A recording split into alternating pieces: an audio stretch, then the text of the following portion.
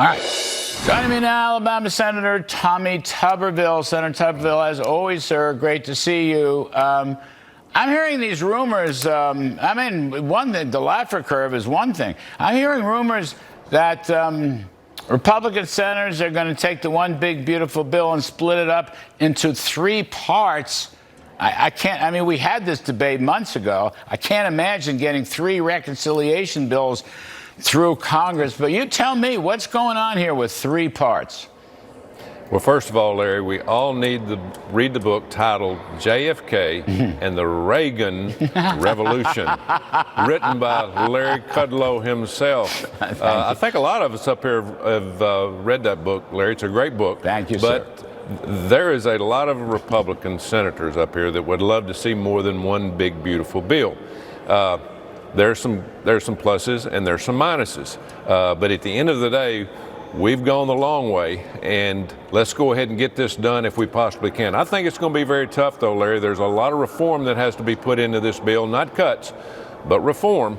The SALT agreements have to be really looked at, because I'm telling you, at the end of the day, we've got a lot of people that do not want to raise those SALT limitations to a higher standard, for mostly the big blue states. So I think tomorrow, President Trump coming here at 8:30 in the morning, as we just heard, is a warning signal that something's not going very well over in the House to get this thing pushed to the Senate. You want to get these tax cuts done.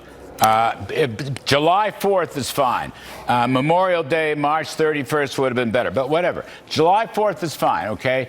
Get them done and take effect. The withholding rates will change. The depreciation rates will change. We'll get the overtime pay and the tax-free tips and so forth and so on. We'll get growth into the middle class, the blue collar, the working folks coalition. You want to get it done as soon as possible. I can't imagine dilly-dallying through the rest of the year with three bills or whatever and risk a $5 trillion tax hike.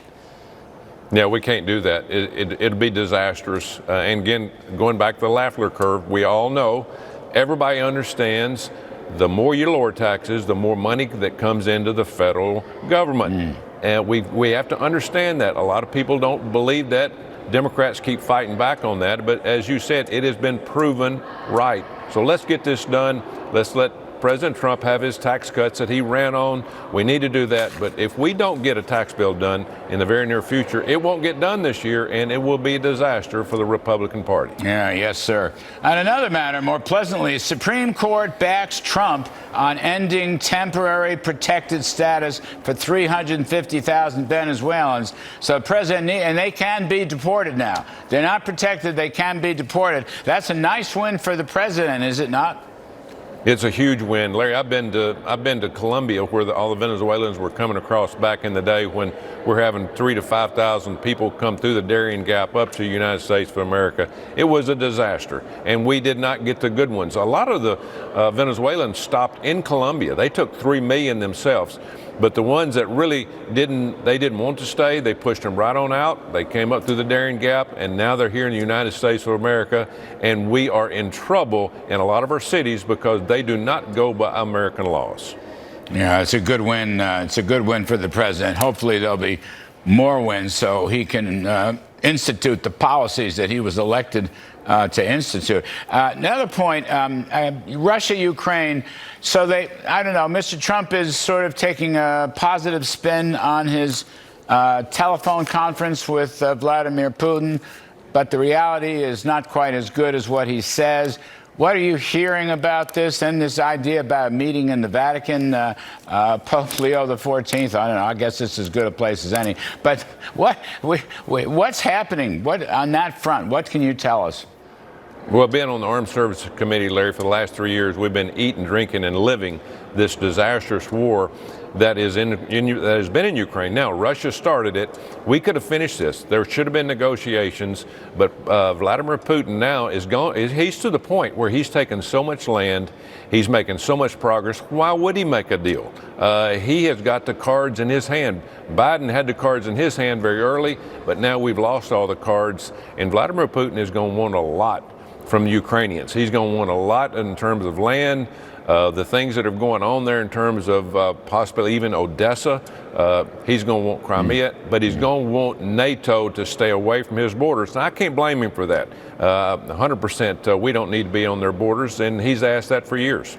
So would you recommend at this point secondary sanctions on Russian oil? That means any parties that purchase Russian oil cannot do business with the United States, period, end of sentence, full stop. Would you recommend that?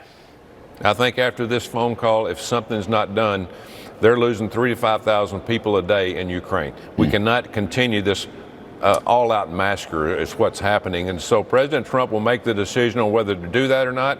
If he thinks it will help save people's lives, he probably should do it and will do it. I don't know whether that's going to happen. We'll have to leave that up to the president. He is on top of this all the way. He understands it. He didn't really realize how bad, out of control it was until he got into office. They have lied to the American people. The media's lied. Even the rhinos and the neocons in the Republican Party have just pushed this war over the top. And again, we've gotten a lot of people killed that shouldn't have lost their lives. Let's make a deal and get out of this. I don't care what it costs. All these generals have been telling us all along, oh yeah, Ukraine can win this war. They never could win the war because they have not the people to fight this war against a Russian army that has them outnumbered, 5 to 6 to 1. Yes, well, just a slightly different subject, another one, Senator, for your wisdom. I think, Mr. Trump needs soon to be able to announce several trade deals, okay? I mean, the messaging out of the administration is not terrific. No one's quite sure what's going to happen. There are rumors about India, Vietnam, possibly more in Southeast Asia. One hears about Switzerland. It just seems to me they've got to deliver some trade deals mighty soon for that policy to have any credibility. I agree with that. 90-day freeze on China was very good. Scott Bessent, I've got full belief in him. Howard Lutnick, everybody that's involved in this, Jameson Greer. It's a good team. I think they will slowly start pushing these people across the goal line. I think at the end of the day, when we get 2 or 3 weeks down the way, you'll start having more and more of the smaller countries that will say, this is what we need to do. We're going to jump on board of the United States. We hold the cards. So let's get China where they need to be. Again, I believe in Scott Bessent, our Secretary of Treasury. I think he will get it done in the very near future. Not a long ways away. I think we're going to have a lot of great news. On China, just last point, Senator, on China. Okay. The argument has been, we had the phase 1 deal with China in the first term, and China, and I was on that team, Bob Lighthizer was our team leader and so forth. China ignored it. They ignored it through COVID, and they ignored it through the Biden years. Now, some people are saying that China ignored the phase 1 deal because Joe Biden was the president. But I just have a point here. That phase 1 deal was signed by President Trump on behalf of the United States government. So I'm not going to let China off the hook just because Joe Biden was president. I know Mr. Biden was a bad president. And by the way, he's got this cancer issue, and we all wish him well. So I'm going to leave that part alone. But I'm just saying, we need to be tough with China. We need to, that phase 1 deal was signed. That should be included in any new negotiations. I haven't heard that, but I think it should be. You can't let China off the hook just because we have a change of administrations in this country. That was a deal they reneged on with the U.S. government. And China is our great adversary and enemy, in my opinion. What do you think about that? I don't want to go soft on China, Senator Tuberville, not one bit. I totally agree with you, Larry. Let's don't forget their past missteps, and that was a big misstep. They just forgot all about it. Joe Biden, we all know that he wasn't running the White House, but the people behind the scenes, his advisors, they should be held accountable for this, 100%. And again, President Trump understands this. He's the one that made this deal. He's not going to let them forget it, Larry. He's going to hold their feet to the fire, and he's going to do the right thing for the American people. And we have to understand they are our biggest adversary, and we got to stop this nonsense of stealing of everything that we have, whether it's intellectual property, anything that goes along with the military. We are having a very tough time catching up with China if we don't hold their feet to the fire. Yes, indeed. All right. Senator Tommy Tuberville, thank you for your wisdom, sir. As always, we appreciate it very, very much. All right, folks, coming up here on Kudlow.